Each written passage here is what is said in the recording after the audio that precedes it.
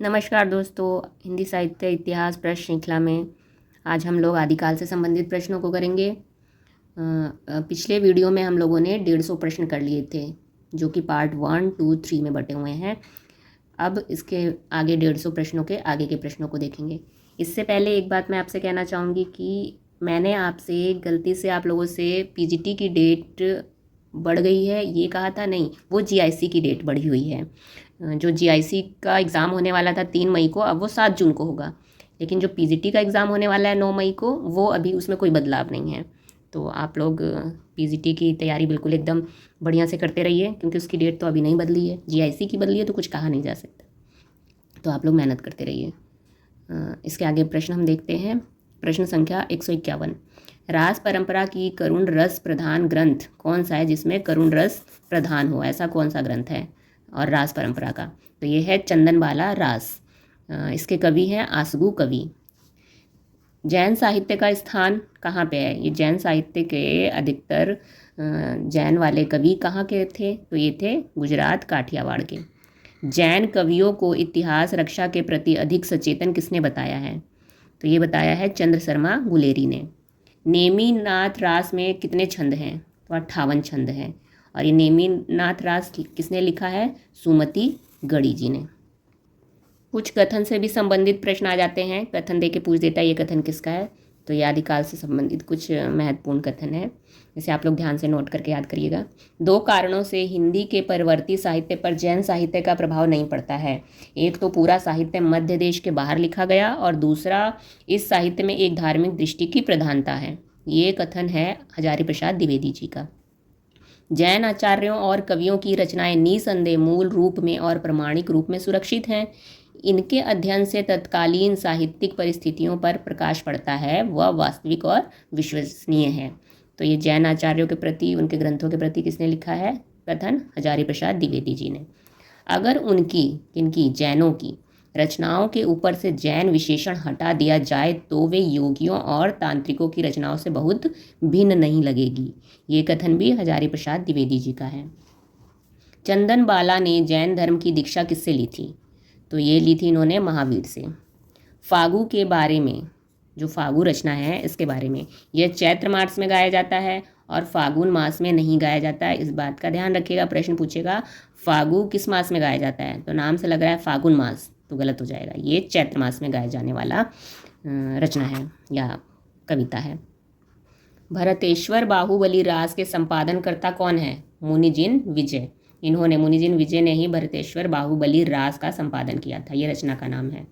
प्रथम धर्मेत्तर रास ग्रंथ कौन सा है? संदेश रासक। धर्मेत्तर रास ग्रंथ मतलब धर्म से इतर, धर्म से अलग, ऐसा रास ग्रंथ कौन था? संदेश रासक। नेमीनाथ चौपई के रचनाकार कौन है? विनय चंद्र सूरी हैं। और नेमीनाथ फागु किसकी रचना है? राजशेखर की। रासो साहित्य का समय क्या है? तो 10वीं से 14वीं शताब्दी तक। किसने पृथ्वीराज रासो को आलाखंड का ही एक खंड माना है? तो ये माना है वाटरफील्ड ने। अब यहाँ कुछ रासो शब्द की उत्पत्ति को लेकर विद्वानों ने किस शब्द को माना है कि रासो शब्द की उत्पत्ति किस शब्द से हुई है? वो है गारसा दत्तासी जी ने माना है राजसीय यज्ञ से। शुक्ल ने माना है रसायन से। कवि राजा श्यामल दास और काशी प्रसाद जायसवाल ने माना है रहस्य से। हजारी प्रसाद द्विवेदी, दशरथ शर्मा, चंद्रबली पांडे, गणपति चंद्र गुप्त, इन लोगों ने माना है रासक से, और यही सर्वमान्य है। अगर पूछा जाए रासो शब्द की उत्पत्ति किससे हुई है, तब हमें जो सर्वमान्य है हजारी प्रसाद, दशरथ शर्मा, चंद्रबली पांडे और गणपति चंद्र गुप्त के अनुसार रासक शब्द से, तो ये बताना है। विंदेश्वरी पाठक एवं हरप्रसाद शास्त्री ने माना है राजयस से। तो कुछ ये मुख्य आलोचक हैं जिनका पूछ लेता है कि इन्होंने किस शब्द से उत्पत्ति माना है रास का। हिंदी में चंद को छंदों का राजा कहा जाता है। चंद यानी चंद बरदाई जी की बात हो रही है, तो उनको कहा छंदों का राजा कहा जा सकता है। रासों के अंतर्गत भाव भंगिमा के साथ भाषा दनादन नए छंदों में गति धारण करती चलती है। यह कथन किसका है? नामवर सिंह का। छप्पे छंद का राजा किसे कहा है? चंद को ही कहा है, चंद यानी चंद्र बरदाई जी को।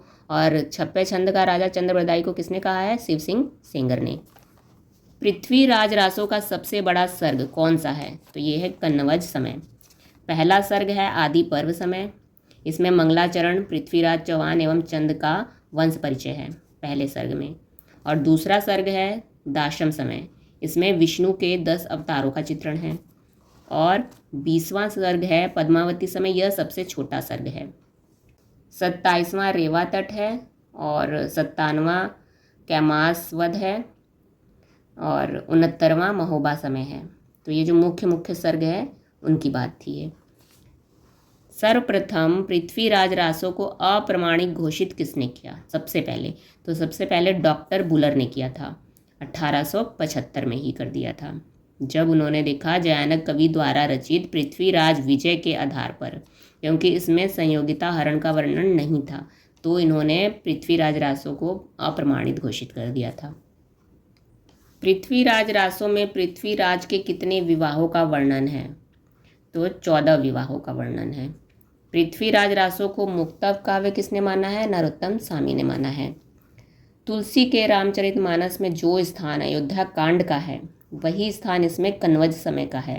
पृथ्वीराज रासो के संबंध में यह कथन किसका है? तो ये कथन है नामवर सिंह जी का। पृथ्वीराज रासो में 12वीं सदी की भाषा की संयुक्ताक्षरमयी अनुस्वारांत प्रवृत्ति मिलती है, जिससे यह 12वीं सदी का ग्रंथ सिद्ध होता है। यह कथन है हजारी प्रसाद द्विवेदी जी का। 12वीं सदी की रचना माना भी है इन्होंने, हजारी प्रसाद द्विवेदी ने। पृथ्वीराज रासो को राजनीति का महाकाव्यात्मक त्रासदी किसने कहा है? तो ये कहा है डॉक्टर बच्चन सिंह ने। पृथ्वीराज रासो अपने समय का महाकाव्यात्मक इतिहास प्रस्तुत करता है। ये कथन किसका है? कर्नल जेम्स टॉड का है। पृथ्वीराज रासो के छंदों का अंग्रेजी में अनुवाद किसने किया है? तो ये कर्नल जेम्स टॉड ने ही किया है अंग्रेजी में अनुवाद। लेकिन परमाल रासो के छंदों का अंग्रेजी में अनुवाद तो वाटरफील्ड ने। अक्सर इन दोनों में कन्फ्यूज़न हो जाता है। पृथ्वीराज रासो का अंग्रेजी में पूछता है तो वाटरफील्ड याद आता है, तो एक जगह ही लिख दिया मैंने दोनों को, आप लोग कन्फ्यूज़ मत होइएगा। यह मान लेने में किसी को आपत्ति नहीं है कि रासो एकदम जाली पुस्तक नहीं है। उसमें बहुत अधिक प्रक्षेप होने के कारण उसका रूप विकृत अवश्य हो गया है। यह कथन है हजारी प्रसाद द्विवेदी जी का। किसने चंद्रबरदाई का जन्म 1168 ईस्वी लाहौर में माना है? हरप्रसाद शास्त्री ने। पृथ्वीराज रासो को दिए गए नाम व नामकर्ता। पृथ्वीराज रासो को कई अलग अलग नाम से जाना जाता है, तो आइए इन्हें देख लेते हैं। बृहद महाभारत, ये किसने कहा है? दशरथ शर्मा ने। हिंदी का प्रथम महाकाव्य, पृथ्वीराज रासो को माना है शुक्ल जी ने। स्वाभाविक विकासशील महाकाव्य किसने कहा? गुलाब राय ने। विशाल घटनाकोश कौन कहता है? डॉक्टर नगेंद्र जी ने। विशाल वीर काव्य कहा है श्याम सुंदर दास और उदय नारायण तिवारी जी ने। किसने पृथ्वीराज रासो को कथानक रूढ़ियों का कोश यानी खजाना कहा है? पृथ्वीराज रासो को कथानक रूढ़ियों का खजाना नामवर सिंह ने। और मुक्त काव्य किसने कहा है? नरोत्तम स्वामी ने। अनैतिहासिक ग्रंथ कहा है गौरी शंकर हरिचंद ओझा ने। पृथ्वीराज रासो की भाषा का सर्वप्रथम अध्ययन किसने किया था? तो ये किया था FH ब्राउच ने। पृथ्वीराज रासो भाषा और साहित्य के रचनाकार कौन है? ये पूरा है पृथ्वीराज रासो भाषा और साहित्य, ये रचना किसकी है? तो डॉक्टर नामवर सिंह की। चंद्रबरदाई एवं उनका काव्य, ये किसका है रचना? ये है Vipin Vihar Trivedi. Studies in grammar of Chandbardai, ये लिखा है बिम्स ने। रासो संरक्षा मोहनलाल विष्णुलाल पांडे जी का है ये। तो यहाँ पे मैंने सब पृथ्वीराज रासो से संबंधित जितने प्रश्न बन सकते हैं नोट किया है एक ही जगह सब। तो आप लोग इन प्रश्नों को ज़रूर नोट करिए और बार बार रिवाइज़ करिए। जितना रिवाइज़ करेंगे उतना दिमाग में सेट होगा। तो अच्छे से तैयारी करते रहिए, सफलता अवश्य मिलेगी। आगे देखते हैं हम प्रश्न। पृथ्वीराज रासो को हिंदी का पहला काव्य किसने माना है? तो हिंदी का पहला काव्य तो रामस्वरूप चतुर्वेदी ने।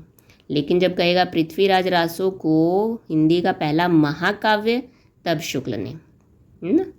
डॉक्टर नगेंद्र ने शावकाचार्य को हिंदी का प्रथम काव्य मानते हैं, ठीक है। लेकिन डॉक्टर नगेंद्र जी शावकाचार्य को मानते हैं हिंदी का प्रथम काव्य। 12वीं सदी के भारतवर्ष का पूर्ण चित्र पृथ्वीराज रासो है, ये कथन है गारशा दत्ताशी जी का। मिश्र बंधुओं ने विजयपाल रासो का समय क्या माना है? तो 1298 ईस्वी। और विजयपाल रासो में कुल छंद है 42। परमाल रासो का प्रकाशन चार्ल्स इलियट ने आला खंड के नाम से करवाया था। कौन से सन में करवाया था? 1865। ये भी पूछता है कि परमाल रासो का अन्य नाम क्या है, तो आला खंड। और परमाल रासो को अन्य नाम आला खंड देने वाले कौन थे? Charles Elliott. और ये परमाल रासो, देखो चार्ल्स इलियट ने तो आला खंड नाम से करवाया था, लेकिन परमाल रासो नाम से 1920 में श्याम सुंदर दास ने नागरी प्रचारणी सभा काशी से करवाया था इसका संपादन प्रकाशन।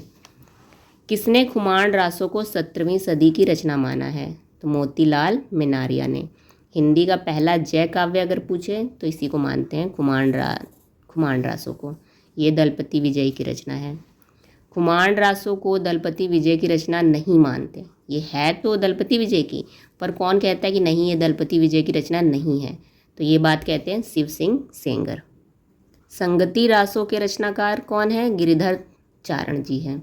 और शत्रुसाल रासो के रचनाकार राव डूंगरसी। पुरातन प्रबंध संग्रह में पृथ्वीराज रासो के कितने छंद मिलते हैं? तो 4, कुल 4 मिलते हैं। वीर गति के रूप में हमें सबसे पुरानी पुस्तक बिसलदेव रासो मिलती है। ये कथन किसका है? शुक्ल जी का। शुक्ल के अनुसार खुमाण द्वितीय का समय क्या है? जो खुमाण द्वितीय हैं इनका समय 870 से 900 विक्रम संवत मानते हैं शुक्ल जी। और इनके अनुसार 3 खुमाण हुए थे, खुमाण प्रथम, खुमाण द्वितीय और खुमाण तृतीय। खुमाण थे राजा, है ना, तो उनके नाम पे खुमाण रासो बना। तो 3 खुमाण थे राजा। तो प्रथम का जो समय मिलता है 810 से 1865 तक विक्रम संवत में, और जो खुमाण तृतीय हैं उनका समय है विक्रम संवत 965 से 990। ठीक है। और जो खुमाण रासो रचना लिखी गई है उसमें इन तीनों में से कौन से खुमाण रासो है? तो वो है खुमाण द्वितीय की बात हुई है। ये कोई प्रश्न बन सकता है कि खुमाण रासो में कौन से खुमाण की बात हुई है? खुमाण प्रथम, द्वितीय, तृतीय या कोई नहीं? तो खुमाण द्वितीय। और समय भी पूछेगा तो इसी का पूछेगा, 870 से 900 विक्रम संवत। किस रासो ग्रंथ में सर्वत्र वर्तमान काल की क्रियाओं का प्रयोग हुआ है? तो ये हुआ है बिसलदेव रासो में। इसमें जितनी भी क्रिया का प्रयोग हुआ है ग्रामर की दृष्टि से, व्याकरण की दृष्टि से क्रिया, वो वर्तमान काल की प्रयोग की गई है। खुमाण रासो में खुमाण द्वारा कितने युद्धों का उल्लेख है? तो 24 युद्धों का उल्लेख किया गया है। भाषा की परीक्षा करके देखे तो वह साहित्यिक नहीं राजस्थानी है। शुक्ल का ये कथन किस रासो ग्रंथ के संबंध में? तो ये है बिसलदेव रासो के संबंध में। किसने बिसलदेव रासो को हमीर के समय की रचना कहा है? तो ये कहा है गौरीशंकर हीराचंद ओझा ने। इस ग्रंथ में श्रृंगार की ही प्रधानता है, वीर रस किंचित आभास मात्र है। संयोग और वियोग के गीत ही कवि ने गाए हैं। तो श्रृंगार की प्रधानता किसमें देखी जाती है? बिसलदेव रासो में मिलती है। और ये कथन है शुक्ल जी का। पृथ्वीराज रासो में चंद्रबरदाई के कितने पुत्रों के नाम हैं? तो कुल है 10 पुत्रों के नाम आए हैं। और जो जल्हड़ थे जिन्होंने चंद्रबरदाई की पुस्तक को पूरा किया था, पृथ्वीराज रासो को पूरा किया था, ये जल्हड़ नहीं किया था, ये इनके चौथे पुत्र थे चंद्रबरदाई जी के। तो आज इस वीडियो में हमने कुल 200 प्रश्न पूरे कर लिए हैं। अगले वीडियो में हम इसके आगे प्रश्नों को देखेंगे। आपको प्रश्नों की संख्या कैसी लग रही है प्लीज़ कमेंट करके ज़रूर बताइए। आप इन प्रश्नों को नोट करिए अलग रजिस्टर्ड बना कर, और जितना रिवाइज़ करेंगे उतना फ़ायदा है, उतना अच्छा है। इसके अलावा पुस्तकों से गहन अध्ययन भी करते रहिए क्योंकि वो भी बहुत ज़रूरी है। तो प्लीज़ लाइक और सब्सक्राइब ज़रूर करें। धन्यवाद।